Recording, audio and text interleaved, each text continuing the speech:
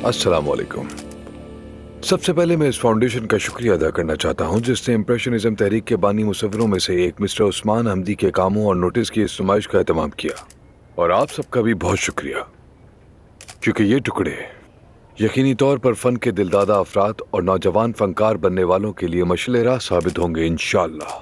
मजीद ये कि आज मेरे साथ एक बहुत ही होनहार और बासलाहियत खत्ताती की फनकारा भी मौजूद हैं और इनका नाम है नूर फातिमा। नूर फातिमा ना सिर्फ होनहार हैं बल्कि ये उस्मानी रूह को समझने वाली फनकारा भी हैं। मैं मुसलसल इनकी कामयाबी की दुआ करता हूँ और उम्मीद करता हूँ कि ये बहुत जल्द अपनी नुमाइश का भी एहतमाम करेंगी। इनकी बेहतरी और कामयाबी के लिए दुआ गो।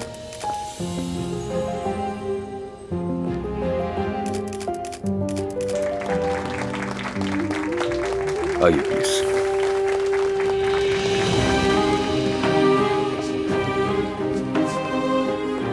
अर्तुगरुल साहब, आपने तो मुझे शर्मिंदा ही कर दिया। आपको तवज्जो की आदत डाल लेनी चाहिए।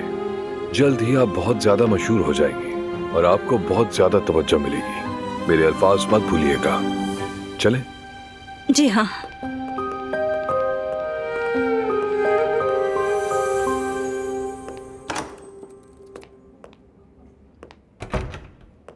अंकल कैसे हो अज़लान? आ जाए आ जाए।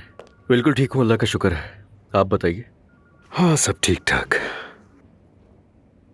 आज शाम जैनब और मैं पूरे खानदान के लिए दावत रख रहे हैं, हमारे नए घर के लिए। सब आ रहे हैं। मुबारक हो।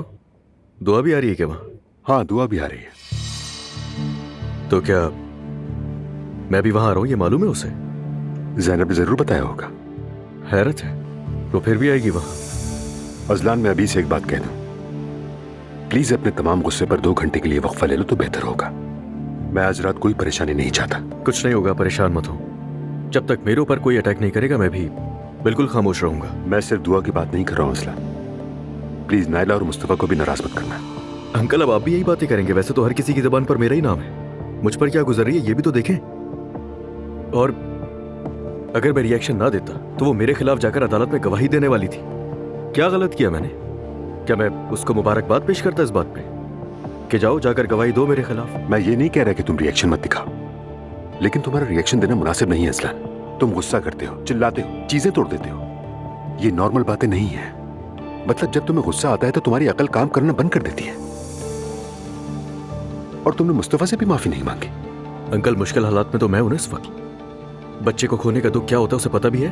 मैं किन हालात से गुजर रहा हूं उसे चाहिए था कि खुद आए मेरे पास बात करने।